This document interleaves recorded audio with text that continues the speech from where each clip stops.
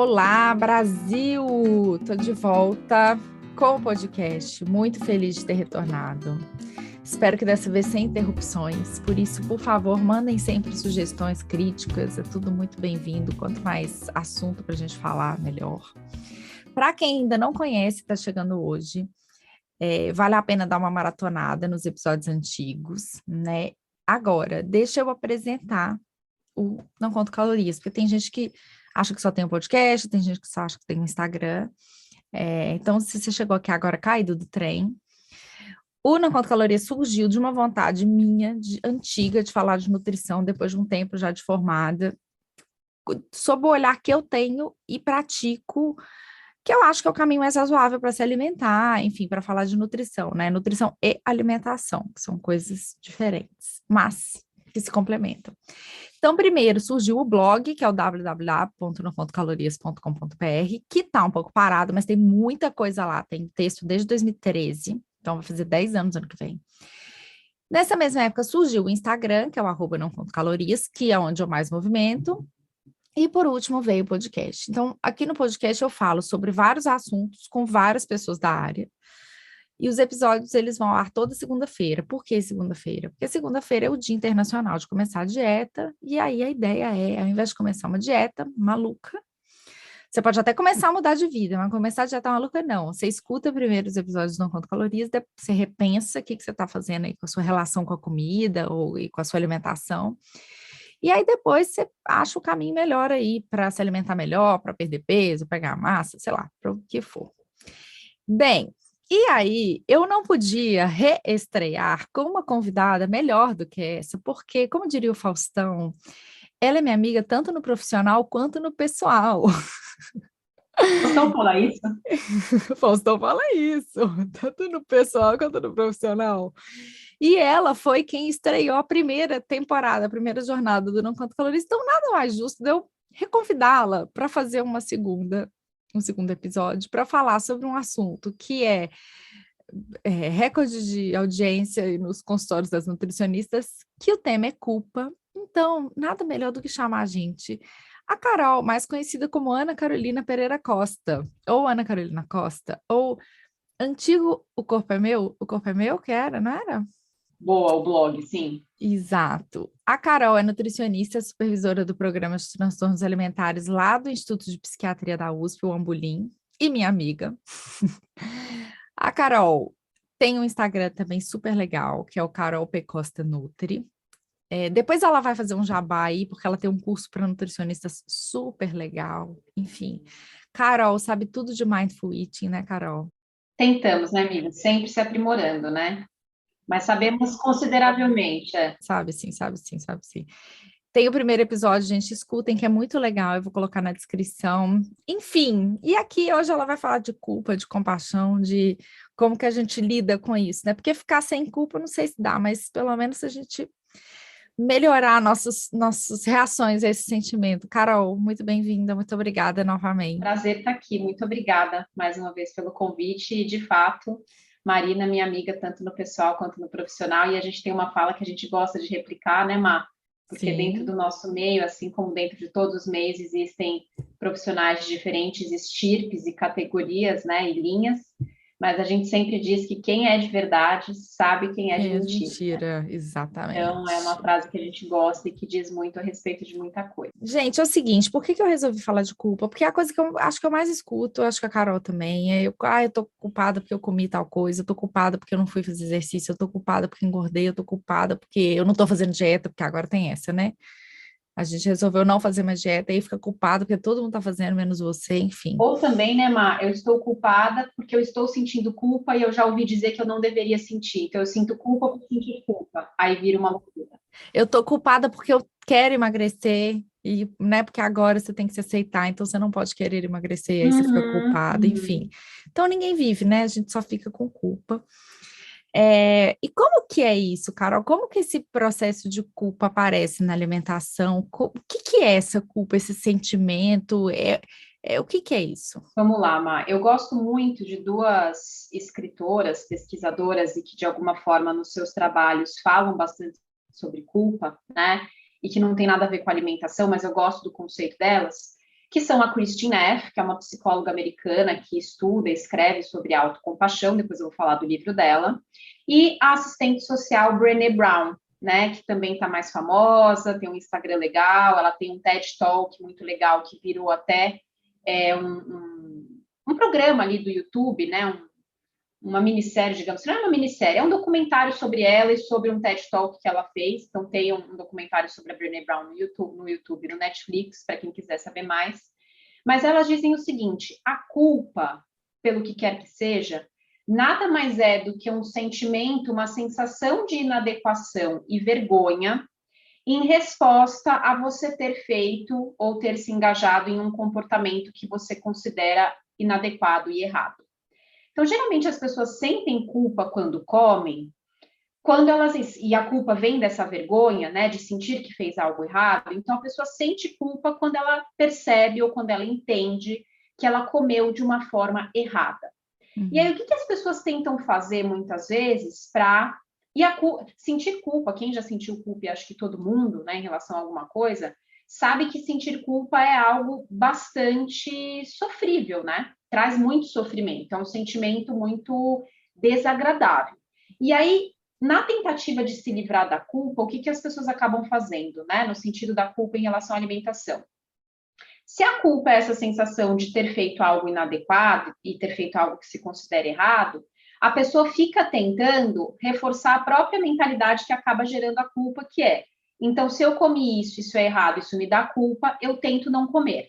Só que ao tentar não comer, você cria um desejo maior por aquele alimento que você está evitando, e aí, consequentemente, você come de novo, sente mais culpa, ou seja, a via que as pessoas geralmente tendem a utilizar para se livrar da culpa, que é não comer o que elas acham que é errado, no fim das contas, só faz com que elas repitam o comportamento e comam mais e se sintam cada vez mais culpadas, né? Então, acho que um caminho que a gente pode começar a explorar, e sobre o qual a gente vai falar um pouco aqui no podcast, é o seguinte: talvez não evitar o alimento que causa culpa, mas tentar reformular esse mindset de que existe necessariamente um jeito certo e um jeito errado de comer, ou de que alguns alimentos são inerentemente errados e não podem fazer parte de uma alimentação saudável. É isso que a gente tem que desconstruir, e não ficar tentando evitar a qualquer custo comer aquele alimento que te gera culpa, né?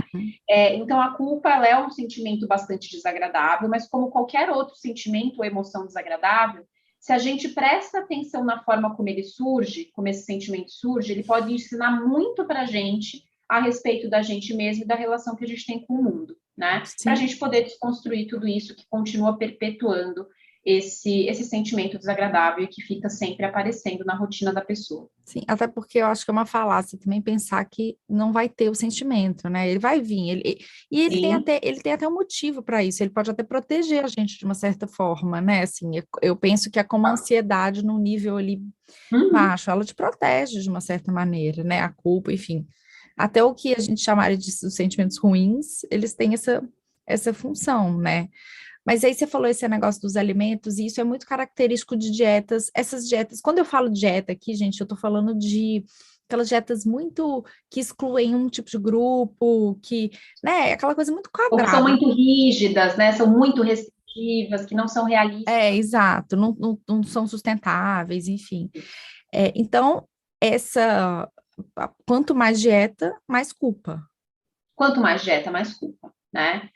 Já tem estudos que falam sobre isso, que fazer dietas restritivas, né, ou se engajar em práticas alimentares muito rígidas e que exigem que a pessoa realmente viva em função daquilo ou abra mão de muita coisa, né? Isso aumenta o sentimento de culpa ao comer, piora a relação que as pessoas têm com a comida, né? Aumenta o grau de autocrítica destrutiva, né? Porque a culpa é isso, ela vem como uma autocrítica destrutiva, né? Eu não presto. Nossa, exato, eu não presto, ou então, nossa, olha como eu sou idiota mesmo, eu não consigo ficar um dia sem comer X coisa, né? Sim. Eu não tenho jeito mesmo. Eu sou um gordo sem vergonha, que é o clássico. A pessoa vai se colocando tanto para baixo que aí também o que acontece? Ela não consegue ter energia, disponibilidade mental e motivação para agir diferente na própria vida. Né? Do tipo, ok, estou comendo muito chocolate, estou comendo 100 gramas de chocolate por dia, uma barra grande todo dia. Ninguém está falando que não é que isso é adequado, né? Mas o fato é, sentir culpa não faz com que você mude o comportamento. Pelo contrário, Sim. você sente culpa, nossa, olha que lixo que eu sou, eu não tenho jeito mesmo, eu não Agora dou já conta, era. agora já era. A pessoa se coloca tão para baixo e ela entra tanto nesse 880 ou tudo ou nada, porque aí o agora já era do tipo, dane-se, então vou comer mais mesmo, né? Mas mesmo quando ela não entra nesse dane-se, ela se coloca tão para baixo por meio dessa autocrítica que é muito feroz, que aí ela não consegue ter motivação ou se sentir confiante para do tipo, não, pera, então, verdade, não é interessante eu comer 100 gramas de chocolate todo dia. O que eu posso fazer a respeito disso, né? Uhum. Ela não tem essa mentalidade mais proativa em termos de fato, solucionar a questão. Ela continua ali se auto-humilhando, se auto-criticando, e ela não sai do lugar e continua comendo muito, né? Então, essa ideia de que, bom, eu sinto culpa, teoricamente, se eu sinto culpa, eu vou deixar de comer aquilo, porque afinal, se eu sentir culpa, eu não quero sentir de novo, então eu não vou comer. Na verdade, é o contrário, a pessoa acaba comendo até mais, né? Porque, inclusive, quando ela está se sentindo culpada, então, supondo, né? Pus um pedaço de chocolate na boca agora, resolvi comer um chocolate, né? Se eu entendo que chocolate é errado, e que chocolate faz mal, e que chocolate engorda, independentemente da quantidade, a hora que eu ponho o primeiro chocolate na boca, o primeiro pedaço, eu já começo a pensar, nossa, que merda, mas será que eu deveria estar comendo isso? Ai, por que eu escolhi chocolate de novo? Não era melhor eu ter pego uma maçã? Mas é só um Uhum. pedacinho. Não, mas eu como um pedacinho e aí quando eu vejo já comi muito. Eu não tenho autocontrole, eu sou uma pessoa péssima. Enquanto a pessoa está perdida neste redemoinho de informações mentais, porque ela entra, né, Sim, nesse olho do furacão, ela está comendo. Não sim. se enganem, não é que ela parou de comer. Ela pôs o Uhum. chocolate na boca e pensou, acho que eu não deveria e parou de comer. Ela continua comendo enquanto ela está pensando aquilo. Muitas pessoas Sim, vão se identificar com isso, tá? sim, Muitos ouvintes vão se identificar. A pessoa entra nesse looping mental de forma tão feroz, né? E de forma tão automática que quando ela vê, de fato, ela comeu a barra inteira, porque enquanto ela estava comendo, ela inclusive não conseguiu nem aproveitar o que estava ela nem comendo. sentiu o gosto, né? A culpa é inimiga do prazer, né? Então, uma das coisas que faz a gente parar de comer, por incrível que pareça, é sentir prazer. Se eu me permito sentir o prazer que aquele alimento pode trazer, eu inclusive consigo perceber que tá, ok, senti prazer, estava bom, agora eu não sei se eu quero mais, acho que eu já comi o suficiente porque Uhum. já senti o gosto que eu queria sentir, a minha boca já está imersa nesse sabor, não preciso comer mais. Uhum. Mas se a pessoa está aqui nesse looping mental da culpa e da autocrítica e da sensação de inadequação, ela não consegue se conectar com o prazer que ela poderia estar sentindo e que no fundo foi o que ela foi buscar, É, mas aí ela nem obtém o que ela foi buscar e ela come muito mais, porque enquanto ela está ali no looping, ela está comendo. sim. Então é muito louco, mas sentir culpa, no fim das contas, para a maioria das pessoas que a gente atende, faz com que as pessoas comam mais e não menos. É verdade. Eu falo muito com meus pacientes que é como se você tivesse duas partes no seu cérebro, e é, né, na verdade, mas, enfim, eu explico de uma maneira bem leiga, mas que é você tá lá nessa restrição cognitiva, né? Tipo, não tá Isso. Não chegando, vou comer, não vou comer. não vou comer, não vou comer, não vou comer, não devia estar comendo, se eu sem vergonha, lá, lá, lá. Seu cérebro recebe aquela glicose, então ele entende que chegou energia, mas é como se uma parte dele ficasse falando para a outra, mas chegou energia, mas cadê o prazer? Cadê o prazer? Cadê Cadê o o prazer? prazer? E aí você come, fica com culpa, mas depois você fica naquele. E às vezes, eu falo muito isso com os pacientes, às vezes não é nem que você vai comer mais chocolate, mas você começa a comer mais de outras Outras coisas, coisas. porque seu cérebro tá te mandando você ter o prazer que você estava procurando. Agora eu quero essa missão cumprida, né? Meio que isso, assim. Total. Total. Então, é melhor você sentar, relaxar e comer. E a gente não tá falando para comer de maneira deliberada também, né, Carol? Tipo assim, enfiar o pé na jaca, literalmente, não é isso.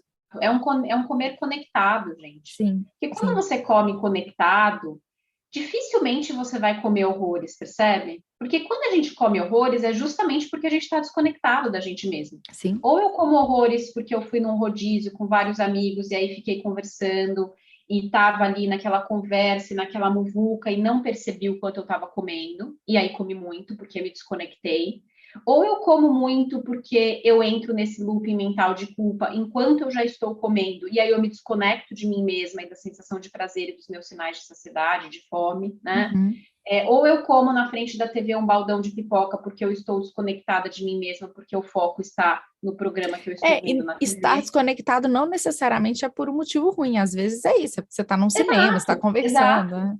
Mas se a gente for pensar, a gente não come muito porque a gente é sem vergonha ou porque a gente não tem muitas vezes autocontrole. É porque quando a gente acaba comendo muito, por alguma razão, boa, ruim, neutra, a gente se desconectou. Então, Sim. quando a gente fala em permissão, inclusive em comer, e liberdade incondicional em comer todos os alimentos, é uma liberdade incondicional, uma permissão conectada.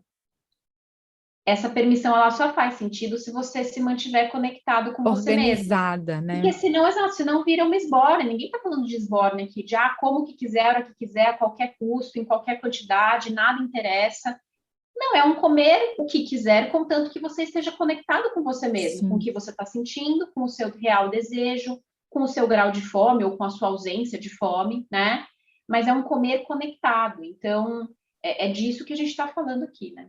Bem, mas aí é isso, a culpa vai aparecer e uma das, vamos chamar de soluções, é trabalhar com compaixão e Uhum. autocompaixão.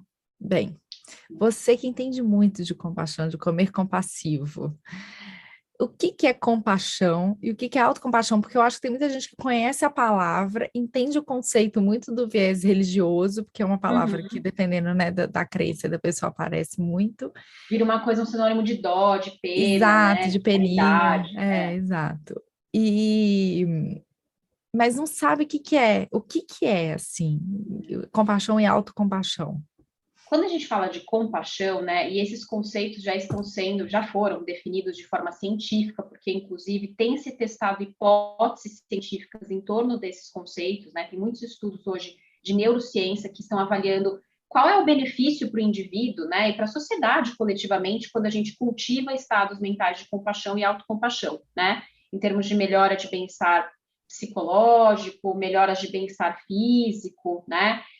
Aumento do grau de performance e de autorrealização das pessoas. Então, ou seja, já tem estudos, não é também uma coisa bonitinha que a gente está falando aqui porque é legal, né? Uhum. Mas quando a gente pensa em compaixão, a gente está falando do seguinte: compaixão é você se conectar com a dor do outro, então é o que a gente chamaria de empatia, né? Tem uma frase que diz que a compaixão é empatia mais ação, falta o componente da ação, que é o quê? Você se conectar com a dor do outro, perceber quando um outro, que pode ser um ser humano, um animal, está sofrendo, mas é o desejo subsequente que vem de você aliviar o sofrimento daquele outro quando você entra em contato com aquilo. Então, Uhum. não é meramente você se conectar com o sofrimento do outro, é você, de forma proativa, se engajar no alívio do sofrimento daquele ser. Né? Isso Uhum. seria compaixão. Que é o que acontece quando você está andando na rua e de repente você vê uma senhorinha que cai, você automaticamente, de uma forma muito instintiva, você não precisa pensar sobre isso, a não ser que você tenha uma psicopatia, mas... Ou que você seja o presidente. Exato, exato, né? Um presidente de um determinado país que não precisamos falar, ou de alguns países que não precisamos falar aqui. Mas, bom, isso é uma coisa inata, então as pessoas precisam entender que existe uma área do cérebro que está programada inatamente, ou seja, nascemos com essa habilidade de sentir compaixão, né? Que é isso, você vê alguém sofrendo, a velhinha caiu, você automaticamente percebe a dor que ela provavelmente está sentindo, ou aquilo te impacta de alguma forma, né, o sofrimento daquela pessoa, e você vai ao encontro daquela pessoa para, por exemplo, tentar aliviar o sofrimento. Você vai chegar perto da senhorinha, você vai perguntar se ela quer ajuda para levantar, você vai ver se está tudo bem com ela, você vai ver se ela quer que você chame um Uber. Ou seja, existe um componente de ação, né? Não é só se conectar com o sofrimento. E a autocompaixão nada mais é do que isso direcionado a si mesmo. Então, é você próprio ter essa habilidade de se conectar com o próprio sofrimento e de se tratar da forma mais gentil e adequada possível para não perpetuar ou aumentar esse sofrimento. E, se possível, fazer com que esse sofrimento diminua, né? Por que isso é tão importante? Parece óbvio, mas não é. A maioria de nós, quando está num estado de sofrimento, a gente ativa uma via que não é a via da autocompaixão, que é a via da autocrítica, Sim. da autorrecriminação, né? Então, pode ver, se você cai na rua, se não foi a velhinha que caiu na rua, foi você, né? Você está numa Sim. festa, entrou na festa e caiu na porta da festa, né? A primeira tendência, o que geralmente acontece vem a autocrítica. Nossa, Carol, como você é desastrada. Falei para você não usar esse salto. Tá vendo? Bem feito, né? Isso quando não vem coisa pior. Olha É. isso, a desengonçada, você é tão ridícula, não devia nem ter saído de casa. E aqui a gente Né? está falando muito das pessoas que sofrem com o tamanho ou com o peso do corpo, e é tipo, tá vendo? É gorda mesmo, cai, né? Exatamente, aí já entra nesse âmbito, né? Pegando um exemplo mais prático, é isso, né? Então, a autocompaixão é a pessoa, uma vez que ela percebe que ela está num estado de sofrimento interno, é basicamente ela não colocar camadas extras de sofrimento ao sofrimento que já existe, né? Uhum. Se ela puder não se atrapalhar, né? Muito ajuda quem não atrapalha. Se ela puder não aumentar o grau de sofrimento dela por meio da autocrítica, já estamos no lucro. Então, não é se isentar de sofrimento, não é tipo assim, Não, não, não. Não é entrar num mundo de Bob, de ai, como eu sou zen, como eu sou plena, tá, né? A gente já vai falar um pouquinho até da questão da complacência, né? Tem gente que acha que a autocompaixão aumenta a autocomplacência, a gente vai falar disso. tá. Mas, basicamente, a autocompaixão, a Christine Neff até fala, né? Nós não trabalhamos a autocompaixão para nos livrarmos do sofrimento. Nós trabalhamos a autocompaixão justamente porque sofremos. Nós vamos sofrer, isso é um dado, mas a gente só quer trabalhar a autocompaixão para a gente não aumentar ainda mais um sofrimento que vai ser inevitável. Sim, Né? É uma forma da gente poder cuidar da gente mesmo na presença do sofrimento e sim. não fazer com que esse sofrimento nunca aconteça. Porque viver é sofrer, gente. Essa é uma realidade, né? É o Freud só não tem sofrimento e desejo no útero e na morte. Então, Exatamente, exatamente. Então, é simplesmente uma maneira da pessoa criar uma habilidade mental de poder lidar melhor com o próprio sofrimento, né?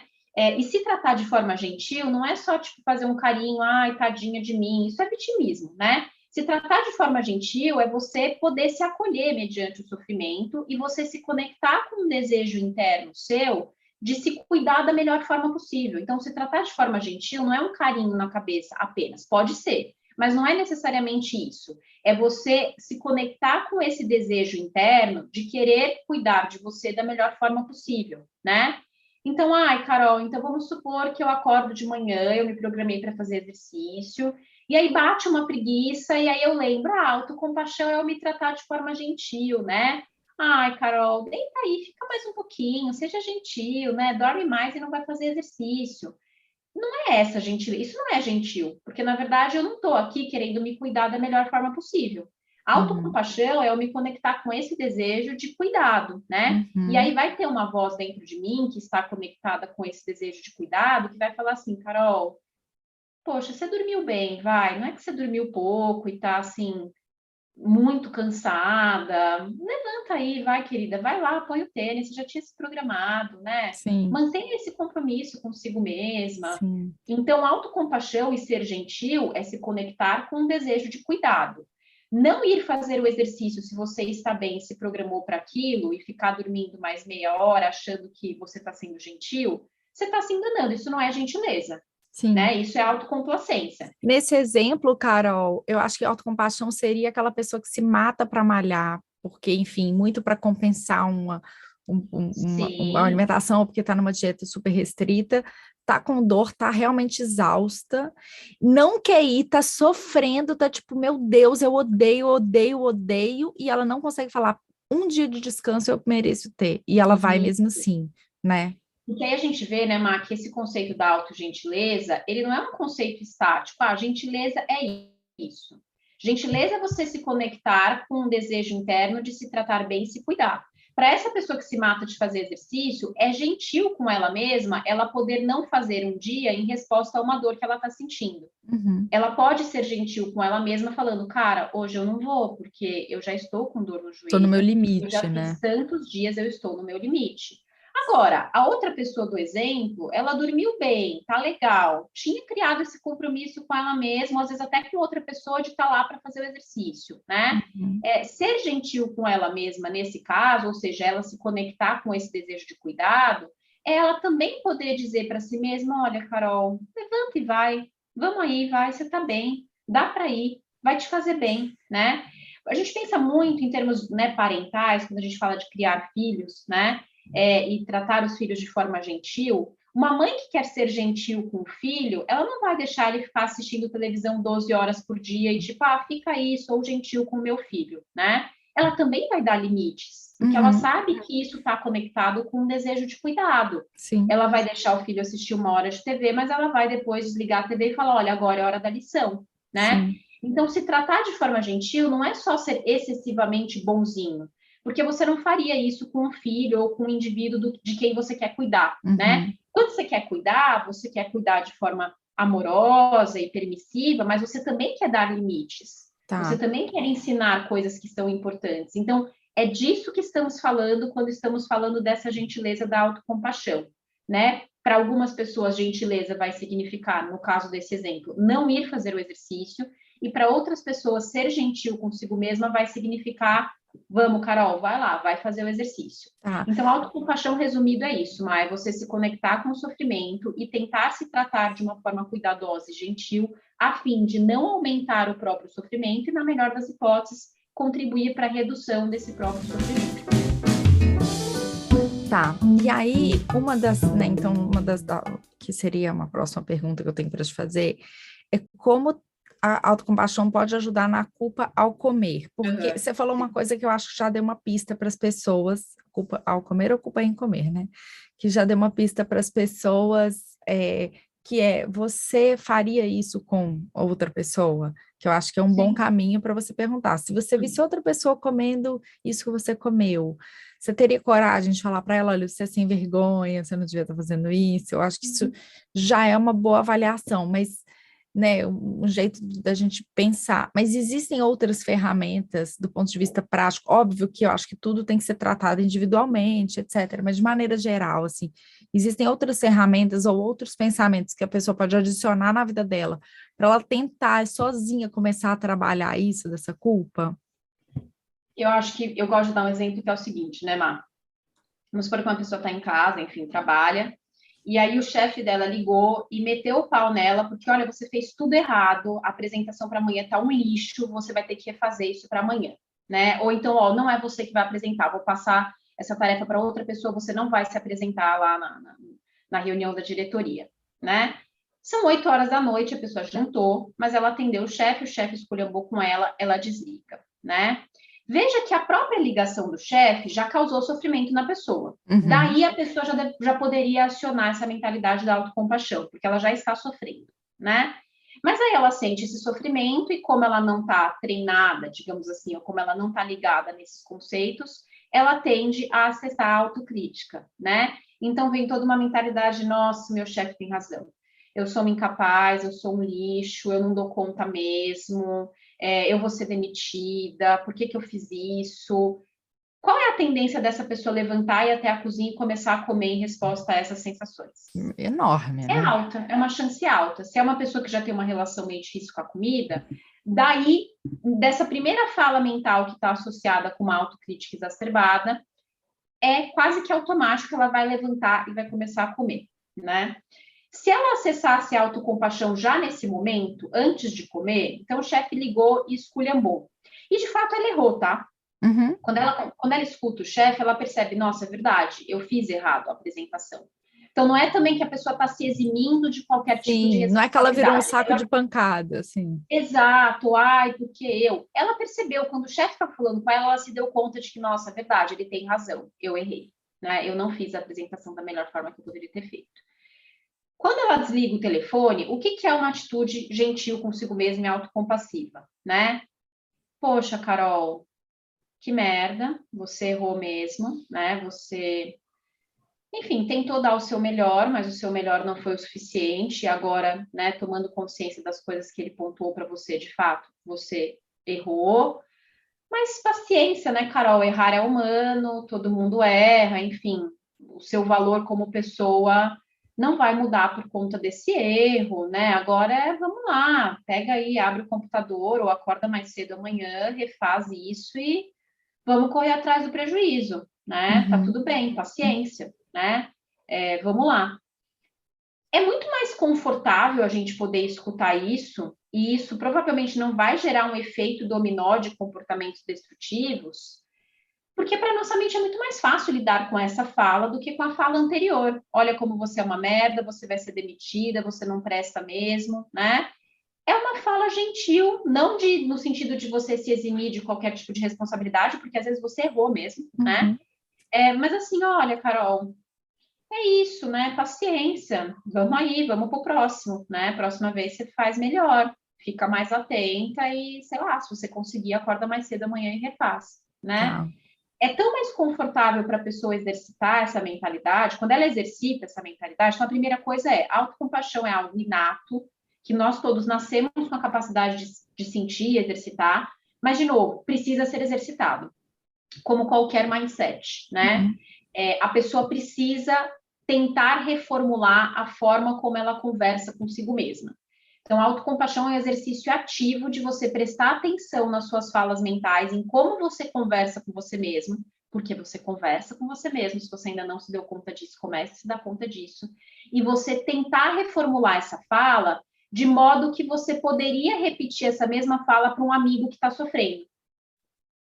Então, Sim. é conversar consigo mesmo da forma como você conversaria com um amigo que está sofrendo. Então, se um amigo tivesse cometido o mesmo erro e viesse falar para você, você provavelmente não ia falar para ele, ou você é um bosta mesmo, né? Você ia falar, olha, fulano, de fato, me parece que o seu chefe, ele tem razão, né?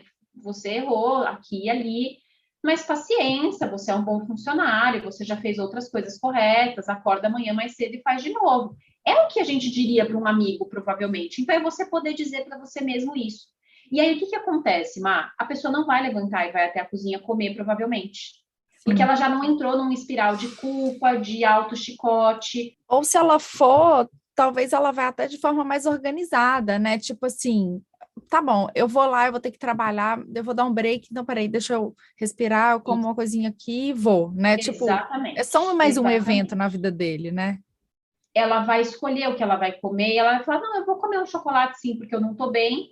Mas é isso, talvez eu não precise comer 100 gramas de chocolate. Eu vou pegar 40 gramas e vou comer para me dar uma força aqui, paciência, eu vou ter que fazer isso mesmo. É muito mais conectado. Vamos dar um outro exemplo que é a pessoa aconteceu a mesma coisa, o chefe ligou, ela ativou essa mentalidade de você é uma bosta, você não serve para nada, ela foi lá e comeu, né? Ela foi lá e pegou 100 gramas de chocolate. A gente sabe que dá para ficar pior. Dá. Então, a pessoa foi lá e comeu o chocolate 100 gramas. Ela teve ali um evento de exagero pelo chocolate Uhum. em resposta a esse desconforto, né?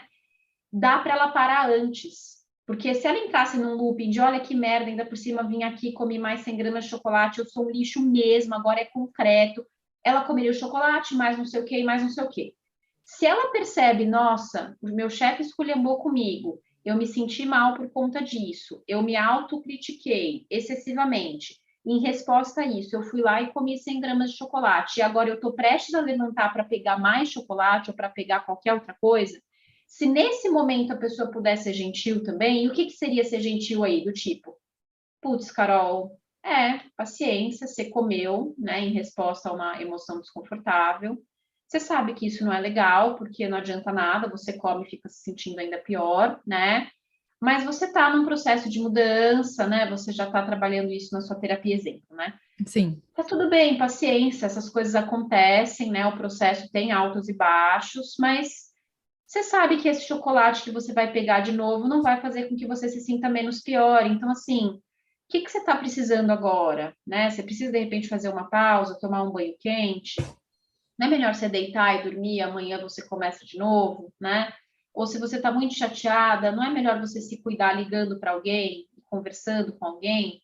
Ou Sim. seja, a pessoa se conecta com esse desejo de cuidado, eu quero cuidar de mim mesma, né? E no fundo eu sei que comer mais chocolate não representa cuidado nessa situação. Uhum. Então, como é que eu posso cuidar de mim agora, né? Mas, de novo, isso, né, Má, exige um treino Sim. mental de reformular a forma como a pessoa está conversando consigo Sim. mesma. E também eu acho, né, Carol, que, e aí a gente falando do ponto de vista da nutrição aplicada mesmo, e também a pessoa entender que enquanto ela está nesse processo, talvez ela não ter tanta disponibilidade de coisas que geram muita culpa, por Ah, perto, sim, né? sim. E isso não quer dizer restringir, eu falo isso muito com os meus pacientes. Um dia uma paciente me falou, eu não posso ter sorvete em casa. Eu falei, então não tenha. Ah, mas aí Não eu nunca mais vou tomar sorvete. Não, você vai na sorveteria, porque a chance de você estar nervosa até é, você chegar na sorveteria para tomar sorvete, já deu tempo, você ir amaciando, né, a carne, do com tipo assim. certeza. E sai do automatismo, né? Porque se está no alcance da sua mão, você vai pegar, né? Porque não vão É, mentir, Carol, às vezes comer ajuda também, né? A gente fica falando muito que atrapalha, sim, atrapalha no sentido de, tipo, não sim. resolve, não resolve, não resolve, mas tem uma Uhum, porcentagem pequena ali do tempo que talvez sair para sentar e tomar um sorvete, tomar um café, comer um sim, chocolate, ajuda muito, porque não pelo sim. fato de comer, mas pela experiência toda, né? Mas mesmo quando a pessoa está em casa e ela, sei lá, tem uma compulsão, né? Que a gente sabe que aí realmente não ajuda em nada mesmo. Mas, Sim, gente, na hora que a pessoa está comendo, mesmo que ela nem esteja percebendo o direito que ela está comendo, né?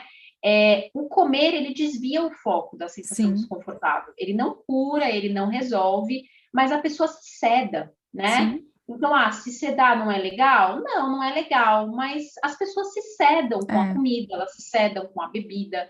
Então, é isso, não resolve, mas para uma pessoa que tem baixa tolerância ao sofrimento, ou que não sabe se conectar com o próprio sofrimento de uma forma terapeutizada, né? uhum, Ela não dá conta de sentir o sim, sofrimento. Ela precisa da comida, muitas vezes vira uma coisa até assim, precisa, é uma sim, bengala que sem aquilo a pessoa não caminha. é, Então a gente tem que ter respeito por isso também, no sentido de, gente, não é tão simples do foco, força e fé e simplesmente não tenha em casa. A pessoa, mesmo quando ela não tem em casa, eu concordo com você, o melhor é não ter. Se você uhum, tem uma compulsão, se você tem uma perda de controle por um determinado alimento, num primeiro momento, é melhor você não ter em casa. Mas às vezes a urgência é tanta porque a pessoa não dá conta de se conectar com o sofrimento, até por conta da autocrítica feroz que vem acompanhado desse sim, sofrimento, que ela vai lá e ela pega o carro e ela vai no, sim, no, no posto de gasolina e compra, ou ela sim. pede o aplicativo e compra. Então, é isso, né? Porque vira uma bengala tão grande para a pessoa, tão importante, que a gente tem que ir com cuidado, mas não tem outro caminho a não ser reformular a forma como a gente conversa com a gente mesmo. Não tem. A gente está falando aqui disso, né? De comer depois de ter um desconforto, uma sensação ruim, enfim, entrar nessa culpa aí que é quase um arrependimento, né? Do ponto de vista do dia a dia da alimentação, Uhum. você acha que assim, o que eu percebo das pessoas, essa coisa de comer certo, comer errado é muito subjetivo, né? Porque comer fast food é errado, Uhum. se você come isso todo dia, mas sei lá, se Sim. você vai lá, eventualmente come, não é Omar, mas errado. até te corrigindo, se a gente for pensar, né? Comer fast food todo dia é errado, porque quando a gente fala errado, a gente está implicando aqui um julgamento moral, né? Cara, comer fast food todo dia não é errado. Tem consequências na sua saúde? Tem, isso sim. Tá, Pode sim, implicar numa pior saúde? Pode. Mas para eu também determinar o que é errado, né? Como é que eu julgo o que é errado se o errado e o certo a gente está falando aqui de julgamentos que são morais?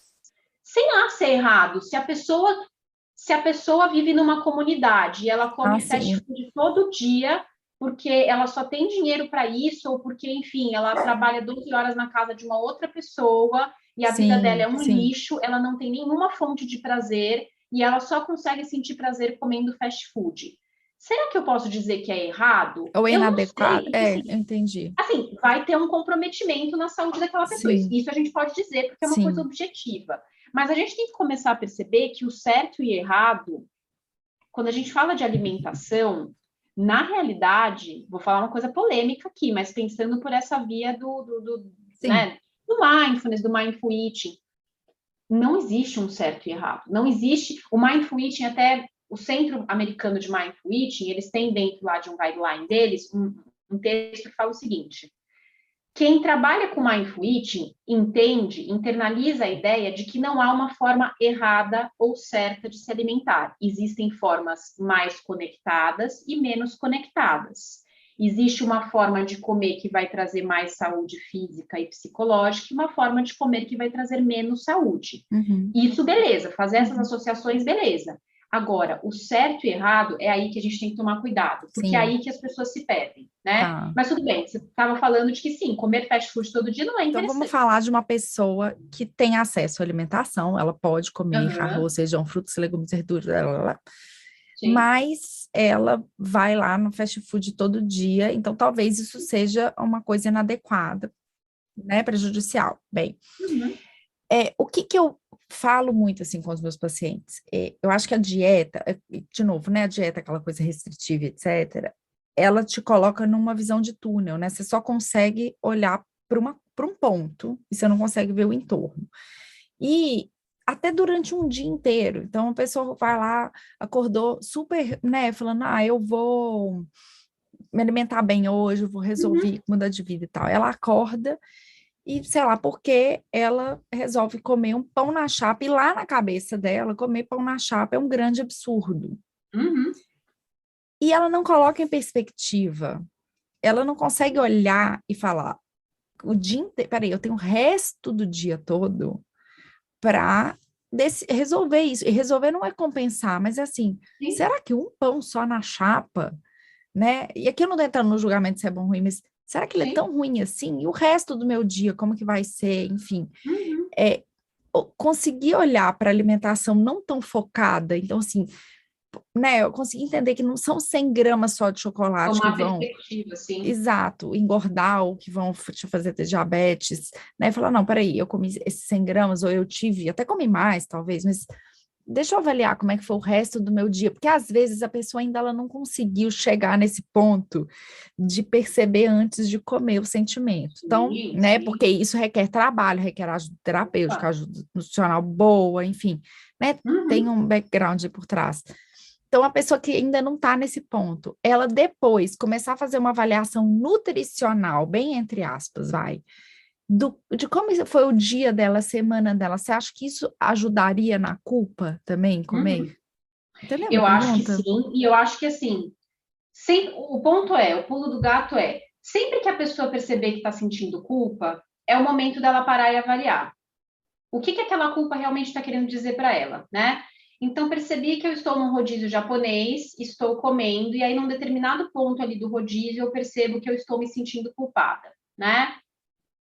Respira fundo e pensa, bom, por que será que eu estou me sentindo culpada? Né? O que o meu cérebro está me dizendo que está tão inadequado aqui? Porque, geralmente, a culpa vem dessa inadequação. Ah, Carol, você está comendo demais, você não deveria ter vindo no rodízio, você quando vai no rodízio exagera, você já está saciada e ainda está comendo. Ah, então pera, eu estou me sentindo culpada porque eu já comi muito além do que aquilo que eu acho que eu deveria ter comido ou que aquilo que o meu corpo está pedindo. Então vamos lá. O que seria interessante? Eu continuar comendo e sentindo culpa e me autocriticando e me autoflagelando, olha que lixo que eu sou, como eu não tenho controle mesmo, ou dá para eu respirar e tentar entender se eu posso parar de comer agora? Pera, se eu abrir mão de continuar comendo porque eu já entendi que eu estou saciada, tudo bem ou vai ser muito difícil para mim? Porque ainda está muito gostoso, eu estou com o pessoal, eu quero ainda comer um pouco mais, né? Ah, não, Carol, acho que dá para separar. De repente, pega mais 2 ou 3 ali dos que você gosta mais e aí para, porque você sabe que outro dia você vai voltar aqui, se você quiser. Você pode comer isso de novo na semana que vem.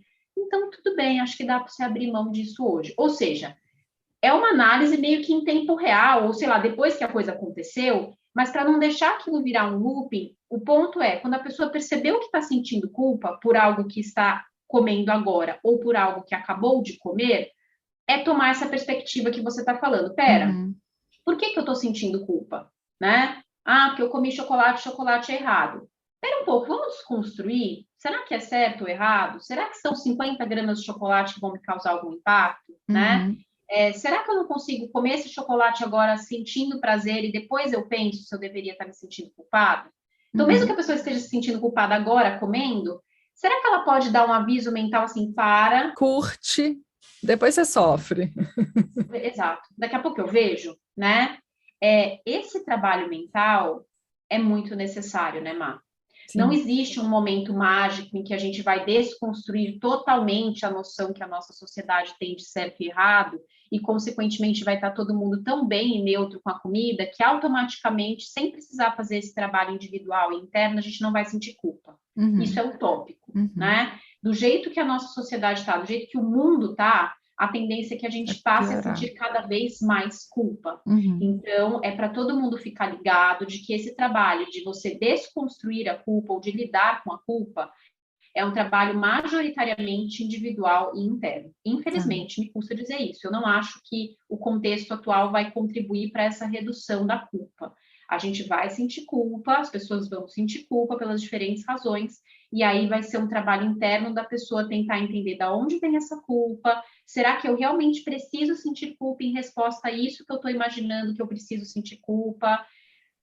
Se eu errei mesmo, então tá, eu errei, eu tive uma compulsão, no sentido assim, puta, eu tô me sentindo culpada, porque se a gente pensa assim, comi um chocolatinho, será que eu preciso sentir culpa? E aí, de repente, só esse trabalho mental de pensar, não, um chocolatinho não vai fazer mal. Mas a pessoa teve uma compulsão, ela comeu 3 Big Macs e tomou 4 milkshakes, né, na mesma hora. Cara, isso tem uma repercussão. Não dá para fazer esse mesmo mindset do, é só um chocolatinho. Não, foram 3 lanches e 4 milkshakes. Então, ali, essa desconstrução de, não tem certo e errado, não vai ajudar muito. Mas aí a pessoa pensar o seguinte, bom, então tá, eu já estou sofrendo, de fato, eu comi muito, estou sofrendo por conta disso, eu tenho 2 caminhos. Ou eu começo a me chicotear e aumento a quantidade de sofrimento que eu tenho na minha vida e continuo comendo e não vai dar em nada, ou eu vivo esse sofrimento de, putz, olha o que eu fiz, gente, eu comi 4 lanches e 3 Big Macs, ou 3 lanches, enfim. Respira fundo e tenta, naquele momento, se tratar da forma mais cuidadosa possível, que é o quê? Explorar por que aquilo aconteceu, o que será que você estava sentindo antes, será que dá para você se perdoar? Mesmo que você tenha comido algo que para você é muito destrutivo, ou que você acredita que vai te trazer um impacto muito negativo, né? Mas tá bom, todo mundo erra. Será que você consegue se perdoar e tentar entender o que aconteceu e dar passos proativos em prol da mudança a partir daqui? Eu acho que esse que é o ponto, né? Porque também não é só parar e falar, peraí, deixa eu entender o que aconteceu e me perdoar e continuar fazendo. Não, é o que você falou lá no perdoar começo. é para poder, inclusive, dar o próximo passo. Sim, É do da tipo, mudança. ok, tá tudo bem, Carol, isso acontece. Paciência, você tem compulsão, né? E você tá olhando para isso e eventualmente isso vai continuar acontecendo. Mas tá, vamos entender o que aconteceu, como é que você poderia ter evitado essa situação. Numa próxima vez, quem que você pode acionar, ou o que você pode fazer para poder cuidar melhor de você que não comendo, né? É poder também fazer esse processo, mas para dar esse passo, a pessoa precisa muitas vezes largar o chicote. O primeiro passo é largar o chicote. Tá. Né? E aí não é parar por aí, larguei o chicote, agora eu vou fazer um carinho aqui, tá tudo bem, tá sempre tudo bem. Não tá tudo bem. Eu não acho que é cuidadoso comigo mesma eu comer 4 lanches e 3 milkshakes, né? Tudo bem, eu me perdoo, eu errei, né? Eu não consegui cuidar melhor de mim naquela situação. Largo o chicote para daí eu poder pensar, bom, e o que eu faço agora? Porque enquanto eu estiver me chicoteando, a minha energia vai estar direcionada a esse processo de chicote e eu não vou conseguir pensar em mais nada, né? Que é a visão de túnel que você falou. Então, acho que esse é um processo bastante dinâmico e bastante ativo e que as pessoas precisam fazer dentro de contextos terapêuticos. Dá para fazer sozinho? Dá. É muito mais difícil, né? Então, se as pessoas também puderem tomar consciência de que sentir culpa não é normal, é comum, não é normal, não é um processo do ponto de vista psíquico saudável, né? Sentir um excesso de culpa ao comer. Então, se você que está escutando sente muita culpa quando come, né? Vamos buscar ajuda também para poder construir um processo desses de forma mais orgânica e sustentável. Tá. Bem, eu vou falar 2 coisas que eu sei que seu tempo está contado aqui, mas eu juro que eu vou ser breve. Uma é um caso só, e outra é uma última pergunta que eu acho que casa exatamente com o que você falou agora. Como você falou, com acompanhamento terapêutico ou de um bom nutricionista ajuda muito. Eu tinha uma paciente que tinha muito essa coisa com fast food, trabalhava muito, enfim, trabalhava em cima de uma loja vermelha e amarela aí de fast food. Sim, tá. Vulgo McDonald's. McDonald's. Ia muito, enfim, eu percebo muito, e eu percebi muito através dessa história, que muitas vezes o processo é de trás para frente. Ela ia, então ela trabalhava muito, saía, comia e ficava mal depois, e enfim, aquele caos, culpa, culpa, culpa. E um dia ela falou comigo, eu eu preciso parar, eu não aguento mais, eu tô comendo, eu tô gastando muito dinheiro lá, eu não tô bem fisicamente, em todos os sentidos, tanto do ponto de vista de saúde quanto estético, eu preciso melhorar, enfim, não tô feliz com esse tipo, meus tipos de comportamento, né? Então, por isso que eu falo que foi de trás para frente, porque ela percebeu a consequência final, e aí ela começou a meio que rebobinar na fita. E aí, a gente conversando, eu falei, olha, eu acho o seguinte, essa coisa do eu mereço já está muito instalado, assim, é um processo mais difícil você mudar. Então, toda vez que você estiver indo, pensa só, tenta prever como que você vai sair da situação. Assim, assuma que você vai ao McDonald's, mas como que eu vou sair de lá? Porque às vezes vai resolver, não é que vai resolver, mas às vezes vai ser gostoso. Você vai falar, nossa, hoje foi muito bom, comi uma batatinha, tava uma delícia. E aí foi muito curioso, porque para ela, obviamente, deu certo. Tinha um outro contexto por trás, né, gente? Ela tava ela tinha ajuda e tal. Enfim, tinha uma outra coisa aí que eu vou falar na última pergunta. Mas deu super certo. E o que que ela começou a ver? Que a maioria das vezes ela ia sair de lá pior ainda do que ela já estava, porque ela ia juntar uma coisa na outra. Então, eu falo muito isso com as pessoas, tenta fazer o caminho inverso, né? Porque às vezes reconhecer o sentimento não é à toa que as pessoas fazem anos de terapia. É muito difícil, às vezes, entender, processar, decidir o que você vai fazer com aquilo, porque isso é uma decisão, a gente acha que é super automático, mas é um treinamento que você falou. Então, enfim, eu acho que isso vai muito de acordo com o que você está falando. De novo, ajuda é sempre necessária, sozinho é um caminho mais difícil, é até perigoso para algumas pessoas, né, decidir tomar esse caminho sozinho, porém, eu acho que Não, também tem uma parte que dá para fazer sozinho, né, Má? Com certeza, dá para a pessoa começar sozinha. E eu acho que é isso, talvez avaliar sempre como que eu vou sair depois, porque é isso, às vezes você vai falar, nossa, esse chocolate hoje vai me dar uma paz de espírito, eu vou ficar legal. Que bom, ótimo. E tem dia que você vai falar, não, quer saber, eu vou comer, depois eu vou ficar. Isso não é fazer restrição, isso é fazer escolha. Não, gente, é fazer escolha com base em elementos do seu processo, né? E não com base em coisas que alguém falou que é certo e errado. É com base em você mesmo. E outra, uma paciente minha também entrou nessa do eu mereço, né? E aí ela, dentro desse processo de autotransformação, autoconhecimento e tal, que o acompanhamento nutricional dentro desse paradigma também gera, ela se pegou com o seguinte pensamento, um dia que veio esse pensamento do, hoje eu mereço, vou pedir isso e aquilo, eu tenho jantar em casa, mas eu vou pedir isso e aquilo, e aí ela disse que veio uma voz bem baixinha falando assim, mas espera, você também merece cuidar melhor de você. Eu não acho que essa escolha está conectada com um desejo de cuidado, ela está conectada com um desejo de, dane-se tudo, não quero mais pensar em nada, o dia foi péssimo. Mas essa escolha não está conectada com o desejo de cuidado. E ela falou que ficou muito surpresa, porque foi uma voz que nunca apareceu. O eu mereço sempre veio nesse sentido de, eu mereço comer coisas que teoricamente eu não me permito ou que eu entendo que são erradas. E aí veio essa voz falando, você merece tudo isso, se você quiser, todo mundo merece tudo, mas você também merece se sentir bem, e isso não vai fazer com que você se sinta melhor. Sim. E aí foi onde ela conseguiu, naquele dia, não pedir, né? Então, achei genial, porque é verdade, ela também merece esse outro lado. E aí ela viveu uma experiência que a recompensa é tão boa que um dia ela vai querer repetir, né? E aí, cada vez mais. Você vai dando outras informações para o cérebro, tô falando. Tá. Carol, por último, eu vou fazer um episódio sobre isso separado, mas eu quero deixar essa pergunta no ar. No ar, não, eu quero que você dê uma breve resposta aí. Coloque, Mas é porque isso aí é o terror dos pacientes e o amor dos nutricionistas, e que eu acho que é uma das melhores ferramentas que tem para lidar com esse sentimento de culpa, que é, você concorda que o diário alimentar com acompanhamento é valiosíssimo grau, velocidade 5 do CREL para lidar com culpa, comer? Sim. Eu acho que tem duas coisas.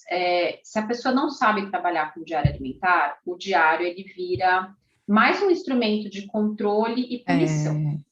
Sim. Então, se você não trabalha o diário dentro de um paradigma de não julgamento, de autoconsciência, né? Então, o diário, na verdade, o sentido dele é a pessoa tirar o comportamento do automático e tomar consciência de como ela come de uma forma aberta e sem julgamentos. Se você entra dentro do faça o diário só para virar uma prestação de contas, né? E uma prova cabal do quão inadequada você é, aí o diário é uma merda. Se a gente trabalha o diário dentro desse outro paradigma que precisa envolver o não julgamento moral, e aí não são todos nutricionistas ou todos os profissionais de saúde que dão conta de lidar com isso, porque eles próprios têm julgamentos morais a respeito de comida nas suas vidas, aí não trabalhe com o diário. Mas eu concordo, para mim, o diário é o padrão ouro do processo de tomada de consciência alimentar e mudança de comportamento de forma gradual e sustentável, né? Ah, Carol, mas preencher o diário. Quando eu preencho o diário, justamente, eu me dou tão conta do que está acontecendo que eu sofro mais. O diário implica momentaneamente num aumento do sofrimento. Sim, concordo. Então, a pessoa precisa realmente estar disposta a encarar isso como parte do processo. É que nem fazer terapia, né? Se você vai na terapia e não fala nada, você fica com o sofrimento ali E dentro. às vezes não é que ela está sofrendo mais, ela só está percebendo o sofrimento que já Então, eu existia. ia chegar nesse ponto. Às vezes, para algumas pessoas, implica num aumento do sofrimento, porque aí você vai começar a cavucar coisas, e quando você começa a cavucar, você vai achando mais e tudo estava enterrado e aumenta um pouco. Mas muitas vezes o sofrimento já estava ali naquela mesma magnitude, só estava dentro da cabeça e não estava sendo externalizado. Então, quando você externaliza por meio da fala, na terapia ou por meio do diário, na sessão de nutrição, parece que o sofrimento é maior, mas, colega, isso já estava na sua cabeça. Né? Na verdade, já estava ali, você está só externalizando. É uma falácia, é um engano você achar que é o diário que está aumentando o sofrimento. Não é. Mas mesmo que seja, então, mesmo que para você tenha essa percepção de que o diário implica num aumento momentâneo de sofrimento, encare isso como parte do processo e vamos que vamos, porque no fim das contas, eu acho que é um dos instrumentos mais importantes dentro desse trabalho. Ah, ótimo. Eu acho. Adorei, fiz até mais perguntas do que eu queria. Muito bom. Acho que as pessoas vão se beneficiar bastante, espero. Depois contem pra gente Toma. se vocês gostaram, enfim, se vocês conseguiram pelo menos pensar a respeito da culpa, não precisa nem diminuir, mas só se for pensar a respeito já ajuda muito. E agora, Carol, queria que você fizesse esse seu momento jabazinho, né? O que você quer? Qual serviço que você vai oferecer hoje para as pessoas? Vamos lá, gente. Iogurteira top term. Brincadeira, né? Eu queria dizer o seguinte, para mim é sempre um prazer estar aqui, Mar, então muito obrigada pelo convite, né?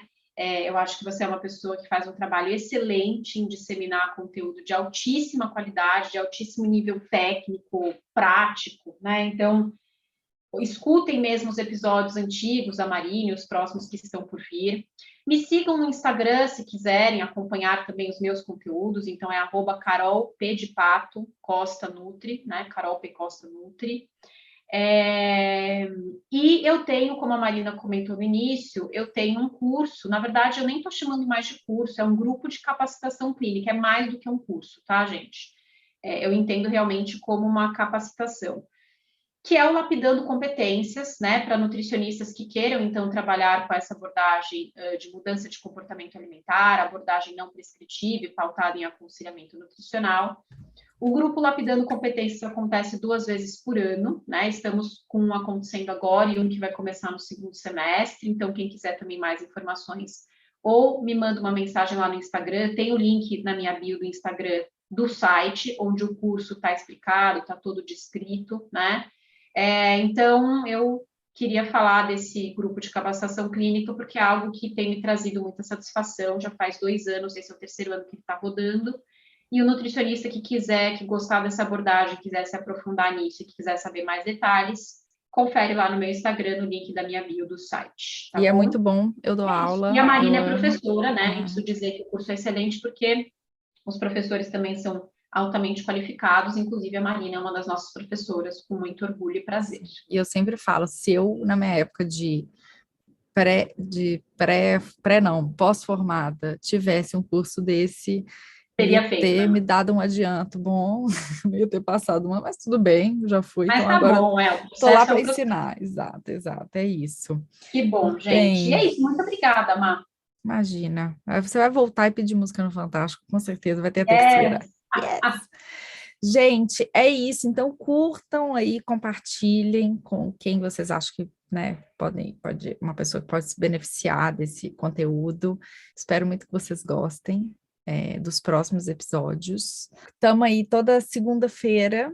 Então, segunda-feira tem mais.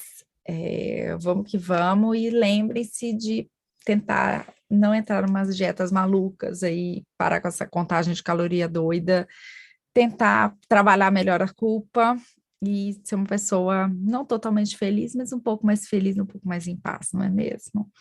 É isso, gente. Boa semana para todo mundo. Espero que vocês tenham gostado e até a próxima.